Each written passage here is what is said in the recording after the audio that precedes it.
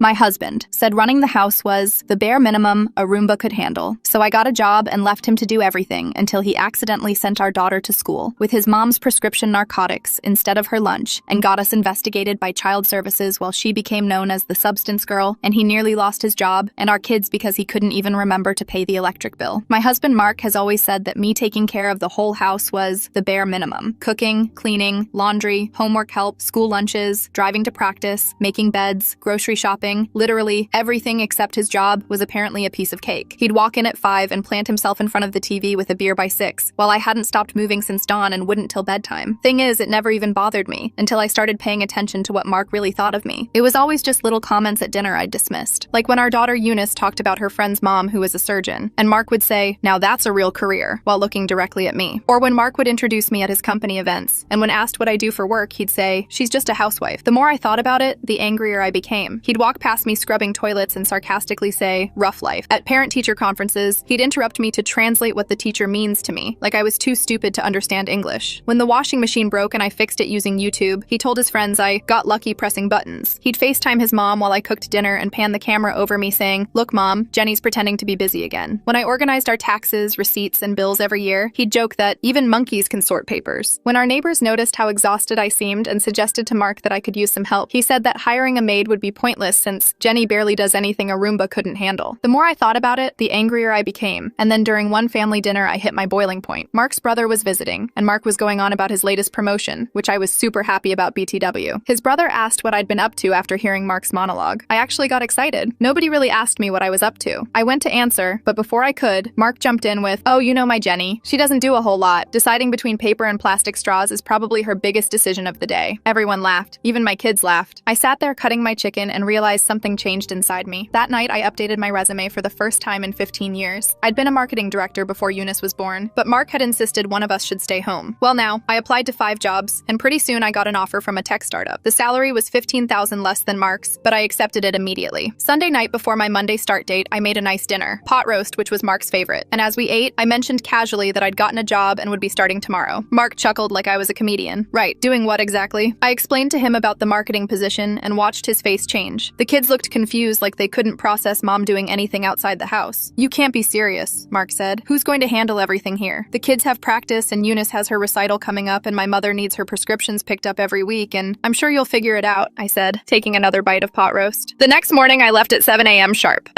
Mark was scrambling trying to figure out the coffee maker. Eunice was yelling about not having clean volleyball shorts. Chris couldn't find his science textbook. I grabbed my purse and my travel mug and walked out the door. My first week was incredible. I'd forgotten how good it felt to use my brain for something beyond familial planning. My coworkers treated me like an actual person with thoughts and ideas. Meanwhile, my phone was blowing up. Mark missed an important client meeting because he had to pick up Chris from school. Eunice had to wear dirty gym clothes. They ate takeout 4 nights in a row. By week 2, Mark was begging me to quit. "This isn't working, Jenny. The house is a disaster. I can't manage my job and all this other stuff." "Other stuff?" I asked. "You mean the bare minimum?" Month 1 ended with Mark gaining 15 pounds from fast food and his boss pulling him aside about his sudden performance issues. The kids were constantly complaining. Eunice missed her recital because Mark forgot to put it in his calendar. Chris failed a test because no one helped him study. By month 3, Mark's life was in shambles. His brother came for Thanksgiving and couldn't believe the state of the house. Dishes piled up, laundry everywhere. Mark looked exhausted with bags under his eyes. His brother actually said, "Dude, what happened to Mr. I make the money?" I had to hide my smile behind my wine glass. Month 4 brought the breaking point. Mark's company announced layoffs. He called me sobbing from his car. "Jenny, I can't lose this job. Not now. Not when I can barely function. Please, I'm sorry. I had no idea what you did. I'm drowning here." I agreed to help him through the layoff scare, but told him things would be different. He had to start picking weight up around the house. He agreed before I even finished my sentence. 1 week later, I got promoted. Things were honestly running pretty smoothly, both at work and at home. But then while I was at work, someone knocked on my office door. "Your husband called 6 times about some emergency with your daughter's school?" I looked at my phone. 34 missed calls, 15 from the school, a voicemail from the police. Mark's last text read, "Jenny, please call me back. I think I really messed up, like legal trouble messed up." My assistant added, "There's also a woman here claiming to be your mother-in-law's lawyer." I rushed out of the office, my heart pounding as I fumbled with my car keys. The drive to Eunice's school felt like an eternity, even though I made it in 12 minutes flat. Police cars lined the parking lot, their lights flashing against the brick building. Parents clustered in worried groups near the entrance. Mark stood by the principal's office door, his face pale and sweaty. He grabbed my arm the moment he saw me. His hands trembled as he pulled me aside, away from the other parents. The principal emerged from her office, her expression stern. She motioned for us to follow her inside. The small room felt suffocating with Mark, me, the principal, principal, and 2 police officers all crammed together. One officer held a plastic evidence bag containing what looked like prescription bottles. Mark shifted nervously in his chair as the principal explained. Apparently, he'd been picking up his mother's prescriptions that morning and left the bag in the car. When he dropped Eunice off late, she'd grabbed what she thought was her lunch bag. Instead, she'd brought a bag full of controlled substances into school. The situation escalated when Eunice, confused about why her lunch looked different, showed the bottles to her teacher. The teacher immediately called the office. The school went into lockdown. Police were called. Substance-sniffing dogs swept the building. I watched Mark sink lower in his chair as the officers explained the severity of bringing prescription narcotics onto school property, even accidentally. They mentioned words like endangerment and negligence and investigation. My stomach churned. The principal informed us that Eunice was traumatized. She'd been questioned by police, removed from class in front of everyone, and was now sitting in the nurse's office crying. Other parents were demanding answers. The school board would need to meet about this incident. After an hour of questioning and paperwork, the officers decided not to arrest Mark, but warned this would be thoroughly investigated. We'd need to attend mandatory meetings with child services. The school was considering suspension for Eunice, even though she'd done nothing wrong. I found Eunice in the nurse's office, her face red and puffy from crying. She wouldn't even look at Mark. On the drive home, she sat in the back seat, arms crossed, staring out the window. Mark tried to apologize, but she just turned her music up louder. At home, Chris was already there, having walked from his school. News traveled fast in our district. He glared at Mark with a mixture of anger and disappointment. Apparently, kids were already texting about Eunice being the substance girl. My phone buzzed constantly. Other parents wanting to know what happened. My boss texting about whether I'd be back today. The school counselor scheduling mandatory sessions. Mark's mother calling repeatedly, confused about why her prescriptions were at the police station. Mark paced the living room, running his hands through his hair. He kept muttering about how this wasn't his fault, how anyone could have made this mistake, but I noticed he couldn't meet my eyes. The doorbell rang. Mark's mother stood there with a woman in a sharp business suit. The woman introduced herself as an attorney, hired to help navigate the situation. She immediately started asking about the school's policies and whether we had grounds to fight any disciplinary action. I excused myself to check on the kids. Eunice had locked herself in her room. Through the door, I could hear her on the phone with friends, trying to explain what happened. Her voice cracked as she insisted she didn't know what was in the bag. Chris sat at the kitchen table, homework spread out but untouched. He looked up when I entered. His expression was serious, older than his years. He asked if we were getting divorced. The question hit me like a punch to the gut. I returned to find the lawyer explaining potential consequences. The school could pursue expulsion. Child Protective Services would definitely investigate. Mark might face criminal charges depending on the investigation's outcome. Our family would be under scrutiny for months. Mark really went from Jenny barely does anything a Roomba couldn't handle to accidentally turning their daughter into the school's most infamous lunch bringer in record time. Mark's mother kept insisting this was all a misunderstanding, that her son was a good father, but I caught her giving Mark disappointed looks when she thought no one was watching. She'd warned him about being careless with her medications before. The lawyer left with a retainer check and a promise to contact the school's administration. Mark's mother followed soon after, but not before pulling me aside. She whispered that she'd been telling Mark for months he needed to step up. She'd seen how overwhelmed he was. That evening, nobody wanted dinner. Eunice refused to come out of her room. Chris picked at a sandwich before retreating to play video games. Mark sat at the kitchen table, laptop open, frantically researching legal precedents for accidental substance possession on school property. I tried to focus on work emails, but concentration was impossible. My promotion celebration now felt like a lifetime ago. Everything we'd built, the stability I'd worked so hard to achieve, threatened to crumble because of one careless mistake. The school called again. The emergency board meeting was scheduled for tomorrow morning. We'd need to appear and explain ourselves. Other parents were demanding Eunice be removed from school activities until the investigation concluded. Her volleyball season might be over. Mark finally broke down around 10 that night. He sat on the couch, head in his hands, shoulders shaking. He admitted he'd been so focused on proving he could handle everything that he'd been cutting corners, leaving things in the car, forgetting appointments, making dangerous mistakes. But his admission felt hollow. The damage was done. Eunice's reputation at school was shattered. The family was under investigation. My new job, which had been going so well, now had this cloud hanging over it. My coworkers would whisper about the woman whose family brought substances to school. I spent the night making lists, lawyers to call, documents to gather, character references to contact. The irony wasn't lost on me. Here I was, handling another crisis, managing another mess, because Mark couldn't handle the bare minimum of family responsibilities. By morning, I had a plan. We'd fight the school's disciplinary action, cooperate fully with the investigation, get Eunice into counseling to deal with the trauma, but things would have to change dramatically at home. Mark's period of struggling through was over. Professional help, household systems, whatever it took. The emergency board meeting was scheduled for 8 a.m. I dressed carefully and professionally. Mark wore his best suit, but it hung loose on his frame from all the weight he'd lost. Eunice refused to go, so we arranged for her to stay with my sister. The meeting room was packed. Other parents filled the seats, their faces a mix of concern and judgment. I recognized several from PTA meetings where I'd organized fundraisers and events. Now they looked at us like we were dangerous strangers. The board president called the meeting to order. What followed was an hour of heated discussion about school safety, zero zero-tolerance policies and the message this sent to other students. Parents stood up one by one, expressing their fears and demanding action. Mark tried to explain, his voice shaking. He outlined the morning's chaos, his mother's medical needs, and the honest mistake. But his words fell flat against the wall of parental anger. Someone mentioned calling local news stations. Another suggested a petition to ban our family from school property. I finally stood up. My voice was steady as I reminded them of my years of volunteer service, the fundraisers I'd organized, the classroom parties I'd hosted. I asked them to consider the trauma already inflicted on an innocent child who'd done nothing wrong except grab the wrong bag. The room fell silent. A few parents looked uncomfortable, remembering the times I'd helped their children or supported their causes. But the damage to our reputation was clear. Even if Eunice stayed in school, she'd carry this stigma. Kids could be cruel, and parents could be worse. After the meeting, we sat in the car in silence. Mark stared at the steering wheel, looking defeated. I thought about all those dinners where he'd minimized my contributions, all those times he'd called my work the bare minimum. Now he couldn't even manage that without creating a crisis that threatened everything. My phone buzzed with a text from my boss. She was understanding but concerned. This kind of family drama could affect my performance, my reputation at the company. The promotion I'd worked so hard for suddenly felt precarious. One family crisis bleeding into my professional life. We drove home to find reporters from the local paper parked outside. Apparently, someone from the meeting had called them. Substance scare at local elementary would make a compelling headline. Mark ducked inside while I politely declined to comment. Inside, Chris was stress-eating cereal from the box while playing video games. He'd skipped school, too embarrassed to face questions about his sister. The house felt like a bunker, all of us hiding from the outside world and from each other. I realized then that Mark's inability to handle basic household management had created a cascading failure. One mistake with a prescription bag had unraveled months of progress. My job, the kids' stability, our family's reputation, all hanging by a thread because he couldn't keep track of simple things. The lawyer called with updates. The police investigation would take weeks. Child services would start home visits soon. The school board would vote on disciplinary action at next month's regular meeting. In the meantime, Eunice would attend classes under a safety plan that felt more like punishment. That night, I lay awake thinking about how we'd gotten here. From Mark mocking my contributions to him nearly destroying our family through sheer incompetence. The man who thought running a household was beneath him had proven he couldn't even do it safely. The next morning brought fresh challenges. Eunice's volleyball coach called to say she was benched pending investigation. Her grades were slipping from the stress. Chris was acting out, getting into arguments with teachers. The family was fracturing under the pressure of Mark's mistake. I threw myself into damage control. Meetings with lawyers, school administrators, and counselors filled my days. My understanding boss granted me flexibility, but I knew her patience wasn't infinite. The promotion I'd earned was slipping away as I dealt with another family crisis. Mark, meanwhile, seemed paralyzed. He went through the motions of his job but came home defeated each day. He'd started seeing the household responsibilities he'd mocked as insurmountable obstacles. The confident man who'd belittled my work was gone, replaced by someone overwhelmed by laundry and meal planning. 3 weeks into the crisis, child services made their first home visit. They inspected everything, asked probing questions, and took notes on their tablets. They interviewed each child separately. Eunice cried through her interview. Chris was sullen and uncooperative. Mark stammered through his explanations. The investigator's report would determine whether we kept our family intact. The weight of that possibility hung over every interaction. Simple conversations became tense negotiations. Family dinners were silent affairs, each of us lost in our own fears about what might happen next. I found myself doing what I'd always done, managing everything. But now it felt different. This wasn't about proving my worth or gaining respect. This was about survival, keeping our family from completely imploding because Mark couldn't handle basic responsibilities he'd dismissed as trivial. The irony was bitter. All those years of him calling my work the bare minimum, and he couldn't even meet that bar without endangering our children and destroying our reputation. The man who thought I did nothing had proven that doing it all required skills he simply didn't possess. As another sleepless night stretched toward dawn, I wondered if we'd ever recover from this. The investigation would eventually end, but the damage to our family might be permanent. Trust, once broken, was hard to rebuild. And Mark had shattered more than just trust. He'd destroyed the very foundation of our children's security. Tomorrow would bring more meetings, more damage control, more attempts to piece together what Mark's carelessness had broken. The bare minimum had never felt so impossibly hard to achieve. The morning after my sleepless night, I woke to find Mark already gone. A sticky note on the coffee maker read that he'd left early to meet with his boss about the performance issues. I got the kids ready in silence, Eunice barely touching her breakfast while Chris kept his headphones on the entire time. At work, my team had prepared for our quarterly presentation to the board. I'd been leading this project for weeks, and it represented everything I'd accomplished since my promotion. But as I reviewed my slides one last time, my assistant knocked urgently. Mark was in the lobby, insisting he needed to speak with me about a family emergency. I found him pacing near the security desk, disheveled and frantic. He grabbed my shoulders the moment he saw me, explaining that child services had called about an immediate home inspection. They'd received an anonymous tip about neglect and wanted to investigate within the hour. My presentation was in 30 minutes. My boss appeared in the lobby, having heard about the commotion. She looked between Mark and me with concern. I explained the situation briefly, watching her expression shift from sympathetic to worried. She reminded reminded me that the board presentation couldn't be rescheduled, that the entire quarter's strategy depended on it. Mark insisted I had to come immediately, that the investigator specifically requested both parents present. Mark's timing with emergencies is truly chef's kiss perfect. Nothing says I support your career like dragging your wife out of a board presentation for the mess he created in the first place. He kept checking his phone, showing me missed calls from an unknown number. His hands shook as he scrolled through the messages. I made a decision that felt like choosing between two impossible options. I handed my presentation materials to my assistant, quickly explaining the key points. She looked terrified but nodded. Then I followed Mark to the parking lot, my heels clicking against the pavement as we rushed to his car. The drive home revealed more problems. Mark admitted he'd forgotten to pay the electricity bill, and our power had been shut off that morning. He'd been trying to get it restored before the inspection. The house was not only without power, but still in the chaotic state from the previous weeks of crisis. We arrived to find a child services investigator already parked outside. She stood on our porch, clipboard in hand, checking her watch. Mark fumbled with his keys while I mentally cataloged everything wrong inside our dark, disheveled home. The investigator introduced herself as Ms. McDaniel, her expression professionally neutral as she explained the nature of the complaint. Someone had reported that our children were living in squalor, that they'd been coming to school unkempt and unfed. She needed to verify their living conditions immediately. Inside, the house told its own story. Dishes overflowed the sink. Laundry created mountains in every room. The refrigerator, without power, had started to smell. Trash bags lined the hallway where Mark had started cleaning but never finished. Ms. McDaniel took photos of everything. Mark attempted to explain about the power situation, how it was just a missed payment, not neglect, but his explanations sounded hollow as we stood in the dim light filtering through dirty windows. I watched him spiral, making excuses that only made things worse. I took charge, showing Ms. McDaniel the children's rooms, which I'd managed to keep relatively clean despite everything. I produced medical records, school reports, anything to prove we were caring for our kids. She took notes but remained expressionless. The inspection lasted 2 hours. She examined everything from our food supplies to the children's clothing. She asked about our daily routines, work schedules, and childcare arrangements. Mark kept interrupting with defensive comments that made us look worse. My phone buzzed constantly throughout. Messages from my assistant about the presentation disaster. My boss asking where I was. Colleagues wondering if I was okay. Each notification felt like another nail in the coffin of my career. After Ms. McDaniel left with promises to follow up within 48 hours, Mark collapsed on the couch. He blamed me for not being home to manage things, for prioritizing work over family. The irony of his accusation after years of dismissing my household work wasn't lost on me. I spent the afternoon in crisis mode. First, getting the power restored, which required paying not just the overdue bill, but also a reconnection fee. Then tackling the house systematically, room by room. Mark sat at the kitchen table, supposedly helping, but mostly just moving things from one pile to another. The school called around 3. Eunice had broken down in class, sobbing uncontrollably. The counselor suggested she might benefit from coming home early. I left Mark with cleaning instructions and drove to get her, finding my daughter curled up in the nurse's office. On the drive home, Eunice finally opened up. Kids were calling her names, saying her family was trash, that her dad was a substance dealer. Someone had started a rumor that child services was going to take her away. She begged me to homeschool her, to let her hide until everyone forgot. Back home, I found Mark on the phone with his mother. He was asking her to write a character reference for the child services investigation. Through the conversation, I learned she'd been telling her friends about our situation, and word had spread through their entire social circle. That evening, while making dinner with our newly restored power, I discovered more of Mark's failures. Bills hidden in drawers, unopened. Permission slips for school events never signed. A notice from Chris's teacher about multiple missing assignments. The bare minimum had become an impossible mountain. My boss called during dinner. The board presentation had been a disaster. My assistant had tried her best, but without my expertise, critical questions went unanswered. The quarterly strategy was now in jeopardy. She needed me in the office early tomorrow for damage control. Mark overheard the conversation and immediately started planning how I could take time off to handle the house. He suggested I use my sick days, maybe work part-time until things stabilized. He couldn't see how his inability to manage basic tasks was destroying everything I'd worked for. The next morning arrived with new chaos. Chris refused to go to school, claiming a stomachache. Eunice moved like a ghost, barely speaking. Mark had an important client meeting he couldn't miss. I stood in the kitchen, pulled in every direction, watching my carefully rebuilt life unravel. I made another impossible choice. I called my sister to watch Chris and drove Eunice to school myself, walking her to class to ensure she went. Then I headed to the office, arriving late to find my team in crisis mode, trying to salvage the quarterly projections. The day blurred between spreadsheets and worried texts from home. My sister reported that Chris had spent the morning crying. Eunice's teacher emailed about her lack of focus. Mark sent panicked messages about child services calling again. During lunch, I sat in my car and called the child services investigator. Ms. McDaniel explained that they'd received additional complaints. Someone had reported seeing our children walking to school alone in dirty clothes. The investigation was escalating. I thought about who might be making these reports. The timing seemed too convenient, too targeted. Then I remembered Mark's comments about some neighbors who'd been cold lately. Had our family drama become neighborhood entertainment? That afternoon, my boss called me into her office. She expressed sympathy for my situation, but reminded me that my performance was suffering suffering. The promotion I'd earned was contingent on maintaining high standards. If I couldn't manage my responsibilities, they'd need to reconsider. I left work early again, finding Mark at home surrounded by cleaning supplies but having accomplished nothing. He'd spent the day researching child services procedures online, convincing himself we were going to lose the kids. His panic was making everything worse. The house phone rang, Mark's mother on the line. She informed us that she'd hired a family advocate to help with the investigation. She also mentioned, almost casually, that she'd been documenting everything for months. Every time Mark called her for help, every crisis he'd created, her documentation painted a damning picture. Mark's inability to manage school pickups, forgotten appointments, the kids calling her crying because dad forgot to make dinner. She'd kept it all, thinking she was helping, but now it looked like evidence against us. I spent that evening creating my own documentation, receipts showing I'd maintained the household finances, school records from when I was the primary caregiver, character references from teachers who'd worked with me for years. Building a defense felt surreal. Eunice emerged from her room around 8, asking if we were going to lose our house. The question broke my heart. I assured her we weren't, but doubt crept into my voice. Between the investigation costs, the lawyer fees, and my jeopardized job, our financial stability was crumbling. Mark found me organizing papers at midnight. He attempted to help, but quickly became overwhelmed by the complexity of our situation. He suggested again that I should quit my job, focus on fixing things. He still didn't understand that my income was now essential. The next day brought the second child services visit. Ms. McDaniel arrived with a colleague, their inspection more thorough than before. They interviewed each child separately in their rooms, while Mark and I waited in the living room, forbidden from interrupting. Chris's interview lasted 40 minutes. We could hear his muffled voice through the door, but couldn't make out words. Eunice's was shorter, but ended with her in tears. The investigators took more photos, made more notes, their expressions revealing nothing. After they left, the kids were withdrawn and scared. Eunice whispered that they'd asked if she felt safe at home, if anyone hurt her. Chris said they wanted to know about meals, homework help, and why he'd been missing school. Normal questions that felt invasive given our circumstances. My phone rang with another work crisis. A major client was threatening to pull out because of the botched presentation. My team needed me there immediately, but Mark had a mandatory meeting with HR about his performance issues, and someone had to be home with the kids. I called in the only reinforcement I had left, my mother. She lived 3 hours away, but dropped everything to come help. While waiting for her arrival, I fielded calls from work, trying to salvage the client relationship remotely. Mark returned from his meeting looking defeated. He'd been put on a performance improvement plan. One more mistake and he'd be terminated. The man who'd once mocked my contributions now faced losing the job he'd prioritized over everything else. My mother arrived to find chaos. She took one look at the situation and started organizing with military precision. She sent Mark to grocery shop with a detailed list. She set Chris up with his homework. She sat with Eunice, letting her talk about school troubles. I escaped to the office, finding my team frantically preparing for the emergency client meeting. We had 2 hours to create a presentation that would save $1 million account. Power outage during a child services visit? That's definitely going to look great on the inspection report. Nothing says stable home environment like conducting interviews by candlelight while your fridge slowly turns into a science experiment. My assistant had prepared materials, but the strategy needed my expertise. The meeting was brutal. The client questioned every projection, every strategy point. They referenced the disastrous board presentation, wondering if our company could still deliver. I fought for every point, drawing on years of experience to rebuild their confidence. We saved the account, barely, but the victory felt hollow when I checked my phone to find multiple missed calls from home. Mark had forgotten to pick up his mother's prescriptions again. The pharmacy was closed. She needed her medication tonight. I called every pharmacy in town until I found a 24-hour location that could fill an emergency prescription. Then I raced there before heading home, adding another task to my endless list. The bare minimum had become a crushing weight. At home, I found my mother had worked miracles. The house was cleaner, the kids were calm, and dinner was ready. But she pulled me aside with concerns. Mark seemed incapable of following simple instructions. He'd bought the wrong groceries, forgotten half the items, and spent the budget on expensive pre-made foods. That night, my mother offered to stay for a week to help. I wanted to refuse, to prove I could handle it, but reality won. We needed help. Mark's incompetence had created a crisis that threatened to destroy everything we'd built. The next morning brought new complications. The school called about Eunice's attendance. She'd been marked absent from 3 classes, despite being dropped off. They'd found her hiding in the bathroom, too anxious to face her classmates. I left another important meeting to handle the situation. The school counselor recommended immediate therapy. The principal suggested Eunice might benefit from transferring to their alternative program for students in crisis. My straight-A daughter was being labeled as troubled. Meanwhile, Mark texted that child services had called about scheduling a family assessment. We'd need to meet with a psychologist who would evaluate our family dynamics. The investigation was expanding beyond simple home visits. I sat in the school parking lot, making phone calls to arrange therapy, update our lawyer, and reschedule work meetings. Each call felt like admitting defeat. The life I'd carefully built was crumbling because Mark couldn't handle basic responsibilities. My boss texted asking about my availability for a conference next week. It was a crucial networking opportunity, a chance to establish partnerships that would secure my position, but it would mean 3 days away from home during the investigation. That evening, I found Mark attempting to help Chris with homework, but he was teaching math math incorrectly, confusing our son more. When I gently corrected him, he exploded, accusing me of undermining him. Chris fled to his room in tears. My mother intervened, sending Mark to cool off while she comforted Chris. She later told me she'd never seen Mark like this, desperate and defensive. She worried about his mental state, suggested he might need professional help too. The family assessment was scheduled for Friday. We spent the week preparing, trying to present a united front, but every interaction revealed more cracks. Mark couldn't remember basic details about the kids' schedules. He mixed up their teachers' names, their friends, their interests. The morning of the assessment, Eunice refused to leave her room. She'd developed stress hives and was scratching until she bled. Chris had wet the bed for the first time in years. Our family was literally falling apart from the pressure. The psychologist, Dr. O'Daniel, arrived precisely on time. She observed our family interactions, asked probing questions, and took extensive notes. Mark tried too hard to appear competent, making obvious mistakes that she definitely noticed. During individual interviews, I could hear Mark's nervous laughter through the walls. He was overcompensating, probably making things worse. The kids were withdrawn, giving short answers. The entire assessment felt like watching our family through a stranger's critical lens. Dr. O'Daniel left with promises to submit her report within a week. Her expression gave nothing away, but I caught her looking at Mark with something like concern. Or was it pity? I couldn't tell which was worse. That weekend, my mother returned home, unable to extend her stay. She left me with a hug and a warning that something needed to change dramatically. She'd seen how Mark operated, or failed to operate, and worried about our future. Monday arrived with an email that made my blood run cold. The school board had voted. While Eunice could remain enrolled, she was banned from all extracurricular activities pending the investigation's conclusion. No volleyball, no clubs, no normal teenage life. I watched my daughter read the email, saw something break inside her. She'd worked so hard for her spot on the volleyball team. Now it was gone because her father couldn't keep track of a prescription bag. The unfairness of it all was crushing. Mark's response was to blame the school, the system, everyone but himself. He ranted about unfair treatment while I made calls to appeal the decision, but I knew it was futile. The damage to our reputation was too severe. My work suffered as I juggled crisis management. Projects fell behind, meetings were rescheduled, my team tried to cover, but my absence was noticeable. The promotion I'd earned was slipping away, replaced by whispers about my complicated home life. Then came the letter from Child Services. The investigation was moving to the next phase. They required psychological evaluations for both parents, parenting classes, and regular check-ins. Failure to comply would result in formal proceedings. I stared at the letter, thinking about how we'd gotten here. From Mark belittling my work to him destroying our family through incompetence. The man who thought household management was beneath him had proven he couldn't even do it safely. That night, I made a decision. I called our lawyer and asked about separation procedures. Not divorce, not yet, but something had to change. Mark's inability to function as an adult was dragging us all down. The kids needed stability I couldn't provide while managing his failures. The lawyer explained the complications. With an active Child Services investigation, any major changes could be seen negatively. We were trapped in a failing dynamic, unable to fix it without risking everything. The system meant to protect was now imprisoning us. I found Mark in the garage, attempting to organize tools he'd never used. He looked up when I entered, his face showing the strain of recent weeks. For a moment, I saw the man I'd married, before arrogance and incompetence revealed his true nature. We talked for hours that night, not arguing, just talking, about how we'd gotten here, about what needed to change, about whether our marriage could survive his inability to handle the responsibilities he'd mocked for so long. Mark finally admitted the truth. He'd never learned basic life skills. His mother had done everything, then I had. He'd coasted through life believing household management was simple because someone else always handled it. Now, faced with reality, he was drowning. But admission wasn't enough. The investigation continued. The damage to our children persisted. My career hung by a thread, and Mark's newfound awareness didn't magically grant him competence. We were still in crisis, just with more self-awareness. The next morning brought another emergency. Chris's teacher called about a disturbing essay he'd written about his home life. Nothing that suggested abuse, but enough concern to warrant intervention. Another report to Child Services. Another mark against us. I sat in my car after that call, wondering if we'd ever escape this spiral. Every attempt to fix one problem created two more. Mark's initial mistake had created an avalanche that buried our entire family. The bare minimum had become an impossible standard. As I drove to work, late again, I thought about the irony. All those years of Mark dismissing my contributions, and now his inability to match them was destroying everything. The man who thought I did nothing had proven that doing it all required skills, dedication, and competence he simply didn't possess. The truth was bitter, but clear. Mark hadn't just failed to handle the bare minimum. He'd failed our family in ways that might be irreparable, and I was left picking up the pieces, trying to salvage what remained of the life we'd built while he struggled with tasks he'd once mocked as simple. Tomorrow would bring the psychological evaluation results, the Child Services recommendations. More meetings, more crisis management, more attempts to hold together a family that Mark's incompetence had shattered. The bare minimum had never seemed so impossibly out of reach. The psychological evaluation results arrived 3 days later in a thick envelope. I opened it with trembling hands while Mark hovered nearby, wringing his hands. Dr. O'Daniel's report was thorough and damning. She noted Mark's inability to recall basic information about his children's lives, his defensive responses to simple questions, and most concerning, his apparent lack of understanding complaining about household management despite months of supposed effort. My evaluation was different. She'd noted my organizational skills, my clear knowledge of the children's needs, and my ability to maintain structure despite crisis. But she also expressed concern about my stress levels and the sustainability of managing everything alone. The recommendation was clear: intensive parenting classes for Mark, continued monitoring, and family therapy. Mark grabbed the papers from me, scanning them frantically. His face went from pale to red as he read. He crumpled the pages, then smoothed them out again, as if changing their physical form might alter the words. I watched him pace the kitchen, muttering about biased evaluators and unfair assessments. The next morning, I woke to find Mark already dressed in his best suit. He'd made breakfast, burnt eggs and soggy toast, but the effort was there. He announced he was taking the day off to handle everything. I should go to work without worry. The determination in his voice almost made me believe him. At the office, I tried to focus on the partnership proposals that could save my position. My team had worked overtime to prepare materials after the client crisis, but concentration proved impossible when Eunice's school called. She'd had a panic attack during PE and was in the nurse's office. I found my daughter curled in a chair, her breathing shallow and rapid. The nurse explained that some girls had been taunting her about the substance incident. They'd formed a circle around her, chanting about her criminal family. Eunice had collapsed, hyperventilating. The principal appeared, suggesting we consider the alternative program more seriously. Regular classes were proving too stressful for Eunice. She handed me brochures about their Fresh Start initiative for students facing challenges. My straight-A daughter reduced to a program for troubled kids. I drove Eunice home in silence. She stared out the window, occasionally wiping tears. At a red light, she finally spoke, asking if we could move somewhere new, start over where nobody knew about the prescription bag incident. The pain in her voice was devastating. At home, I found chaos. Mark had attempted to clean, but had mixed cleaning chemicals, creating toxic fumes. Windows were open, fans running. Chris sat outside on the porch, his homework scattered by wind. Mark emerged from the bathroom, coughing and eyes watering. He'd also attempted laundry, mixing colors with whites, shrinking Chris's school uniforms. The kitchen showed evidence of his lunch attempt. A grease fire had left black marks on the ceiling. He'd ordered pizza instead, the boxes stacked on the counter. My mother called while I surveyed the damage. She'd heard from Mark's mother about the evaluation results. The two grandmothers had been talking, comparing notes. She offered to move in temporarily, to provide stability during the investigation. I wanted to accept, but knew it would look like we couldn't manage. That evening, Mark announced he'd enrolled in the required parenting classes. They started next week, 3 nights plus Saturdays. He showed me the schedule proudly, not realizing it conflicted with Chris's basketball games and Eunice's therapy appointments. I spent hours rearranging schedules, calling in favors for carpools, negotiating with my boss for flexible hours. Each accommodation felt like another step backward in my career. The conference next week loomed, but attending seemed impossible. The doorbell rang after dinner. Our elderly neighbor stood there with a casserole and a concerned expression. She'd noticed the police visits, the social workers, the stress on the children's faces. She offered to help however she could, mentioning she'd raised 5 kids herself. Her kindness broke something in me. I accepted the casserole with shaking hands, fighting back tears. She patted my arm, whispering that she'd seen Mark's struggles with basic tasks. The whole neighborhood had noticed our family falling apart. Mark found me crying in the bathroom afterward. He tried to comfort me, but his touch felt hollow. He promised things would get better once he finished the classes, learned the systems. But we both knew the damage went deeper than scheduling and household management. The next day brought the first parenting class. I drove Mark there, watching him trudge inside with other parents who'd failed in various ways. The instructor greeted them with professional cheerfulness that didn't mask the serious nature of their gathering. While Mark attended class, I took the kids for ice cream. Chris picked at his sundae, finally admitting kids at school were avoiding him. Parents had warned their children about associating with our family. He'd eaten lunch alone for weeks. Eunice added that her former friends had created a group chat specifically to exclude her. Screenshots of their cruel messages had circulated. She showed me one calling her father a substance dealer, another suggesting she probably used too. Teenage cruelty amplified by parental fears. I dropped them at home and returned to pick up Mark. He emerged from the class looking shell-shocked. The instructor had covered basic child development, and he'd realized how little he knew about his own children's needs. The other parents had shared their failures, and Mark had recognized himself in their stories. On the drive home, he tried to process what he'd learned. They'd discussed emotional availability, consistent routines, and active engagement. Concepts I'd lived for years, but that seemed foreign to him. He pulled out a workbook, pages of exercises about understanding your child's perspective. That weekend, Child Services made another visit. Ms. McDaniel noted improvements in the house's condition, but remained concerned about the family's emotional state. She interviewed the children again, their answers reflecting the ongoing stress despite our efforts. She pulled me aside afterward, speaking more candidly than before. The investigation would continue for at least 3 more months. Any negative reports could escalate to formal proceedings. She suggested I document everything, especially Mark's participation in required programs. I spent Sunday creating detailed logs while Mark attempted to implement his class lessons. He tried engaging with Chris about basketball, but his forced enthusiasm felt awkward. He attempted to help Eunice with homework, but quickly became frustrated with material he didn't understand. Monday arrived with an email that made my stomach drop. The conference had been moved up. I needed to leave tomorrow for 3 days. Missing it would effectively end my advancement opportunities. But leaving during the investigation felt like abandoning my family. I called my my mother, then Mark's mother, trying to arrange coverage. Both could help, but worried about Mark's ability to coordinate their assistance. Simple tasks like school pickup times and medication schedules seemed beyond his capability to communicate clearly. That evening, I created detailed schedules, emergency contact lists, and meal plans. Everything color-coded and posted throughout the house. Mark watched me work, promising he could handle 3 days. His confidence felt forced. The kids' reactions were mixed. Chris worried about Dad remembering basketball practice. Eunice asked if Grandma could just handle everything instead. Neither trusted Mark to manage without crisis, and I couldn't blame them. I made my decision. The conference was crucial for our financial stability. Without my job, we'd lose everything. I booked my flight, arranged grandmother coverage, and prepared for 3 days away. Mark would have to step up or fail definitively. The morning of departure, I left before dawn. Mark was already up, studying my schedules with intense focus. He'd set multiple alarms, laid out the kids' clothes, and prepared breakfast ingredients. The effort was touching, even if execution remained uncertain. At the airport, I fielded anxious texts from Mark about lunch money locations and permission slip deadlines. Each question revealed how little he'd absorbed despite months of crisis. I answered patiently while boarding, knowing communication would be limited once airborne. The conference began with networking sessions I'd anticipated for months. Industry leaders discussed partnerships that could transform our company's trajectory. I forced myself to focus, to present the professional image I'd cultivated despite personal chaos. Between sessions, I checked my phone. 16 missed calls, texts from both grandmothers about confusion over schedules, a voicemail from school about Chris arriving late, another from Eunice, crying about forgotten therapy appointments. I excused myself from a crucial dinner to handle crisis management via phone. Mark had mixed up the grandmothers' schedules, sending both to pick up kids simultaneously. They'd argued in the school parking lot while the children waited, embarrassed. The second day brought worse news. Mark had forgotten to give Eunice her anxiety medication. She'd had another panic attack at school. The counselor was recommending immediate psychiatric evaluation. Child services had been notified of the medical neglect. I sat in my hotel room, weighing options. Flying home would end my career advancement. Staying meant risking escalation with child services. I called our lawyer, who advised documentation but cautioned against abandoning professional obligations. The final conference day included my presentation on strategic partnerships. I delivered it flawlessly while my phone buzzed with incoming disasters. My professional mask never slipped, even as my personal life crumbled via text message. The flight home felt endless. I'd secured 2 major partnerships and impressed senior leadership, but success felt hollow knowing what awaited. Mark's final text had been ominous. "We need to talk. Made things worse. So sorry." I found my family in various states of distress. Eunice locked in her room, Chris playing video games with empty food containers surrounding him, Mark sitting at the kitchen table with official-looking documents spread before him. Child services had issued an emergency order. The medication incident combined with ongoing concerns had triggered escalated monitoring, daily check-ins, mandatory psychiatric evaluation for Eunice, increased parent education requirements for Mark. The grandmothers had left detailed notes about the 3-day disaster, missed meals, forgotten pickups, homework abandoned. Mark's attempts to follow my schedules had devolved into paralyzed confusion. Those grandmothers coordinating their intel like they're running a spy network while Mark turns the house into a chemistry experiment gone wrong. The man discovered toxic fumes weren't a cleaning feature the hard way. They'd essentially moved in to prevent complete collapse. I spent the night managing fallout, scheduling psychiatric appointments, responding to child services requirements, comforting traumatized children. Mark sat nearby, defeated and silent, occasionally apologizing for specific failures. The next morning, I returned to work to find my partnerships approved and a compensation increase authorized. The irony wasn't lost on me. Professional success while personal life imploded. My boss congratulated me while expressing concern about my obvious exhaustion. Eunice's psychiatric evaluation revealed severe anxiety requiring immediate treatment. The doctor prescribed medication and intensive therapy. She explained that the accumulated stress had triggered a crisis that would take months to resolve. Mark's advanced parenting classes began that week. The instructor pulled me aside after dropping him off, noting his struggle with basic concepts. She suggested individual counseling to address his deeper issues with responsibility and competence. We established new routines out of necessity. Both grandmothers alternated days. I adjusted my work schedule around appointments. Mark followed rigid checklists for any household task. The kids moved through days with wary exhaustion. The breakthrough came unexpectedly. Mark discovered Chris crying over a school project about family heroes. He'd written about me but crossed it out, ashamed of our family's reputation. Mark found him revising it to be about a fictional character instead. Something shifted in Mark that night. He spent hours helping Chris rewrite the project, acknowledging how his failures had hurt the family. He shared his own struggles honestly, admitting he'd never learned to value domestic work until forced to do it. The next parenting class covered emotional intelligence. Mark returned with revelations about his dismissive attitude stemming from fear of inadequacy. He'd belittled what he couldn't do rather than learning. The instructor had assigned exercises in validation and appreciation. Slowly, incrementally, Mark began implementing real changes. Not the frantic attempts of before, but measured efforts. He started with one task mastered completely before adding another. Breakfast became his reliable contribution. Then school lunches, small victories. Child services noted the improvements at their next visit. Ms.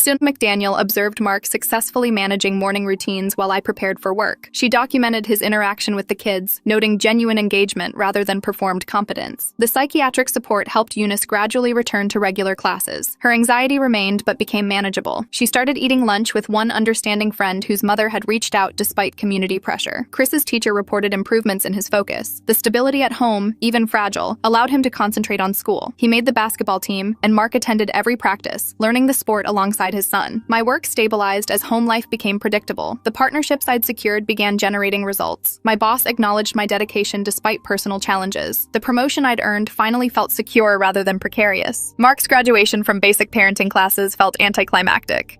He received a certificate that seemed inadequate for the journey, but he genuinely absorbed the lessons, understanding finally what I'd managed invisibly for years. The Child Services investigation officially closed after 6 months. Ms. McDaniel's final report noted significant improvements and sustained stability. She commended our commitment to change while acknowledging the ongoing challenges we'd face. That evening, we had a family dinner without crisis. Mark had cooked, nothing fancy, but edible and nutritious. The kids shared their days without tension. I didn't have to manage or direct. It was simply normal. Later, Mark found me paying bills, a task he'd never noticed before. He sat beside me, asking to learn the system I'd developed. Not because he had to, but because he finally understood it mattered. I showed him the spreadsheets, the automatic payments, the careful budgeting that kept us afloat. He apologized again, but differently this time. Not the desperate apologies of crisis, but genuine acknowledgement of years of dismissal. He understood now that the bare minimum was actually the foundation that held everything together. We weren't fixed. Trust remained fragile. The kids still watched him warily. I still carried most of the mental load, but Mark now contributed deliberately, consistently. He'd learned that competence came from practice, not dismissal. Eunice made the volleyball team the following year. Mark drove her to every practice, learning the sport's rules to support her properly. Chris excelled in school with 2 parents actually present. The family functioned imperfectly but genuinely. I kept my promotion and built on those partnerships. My career thrived with actual support at home. Mark never again suggested my work was less valuable than his. He'd learned through failure what I'd known all along. The bare minimum wasn't minimal at all. It was everything that made life possible. And finally, after near destruction, our family understood that truth. We moved forward scarred but wiser, building something sustainable from the ruins of Mark's hard-learned lesson. The fact that it took a full system crash for him to appreciate the invisible magic of clean socks and packed lunches would be funny if it wasn't so painfully real. Thanks for watching. See you in the next.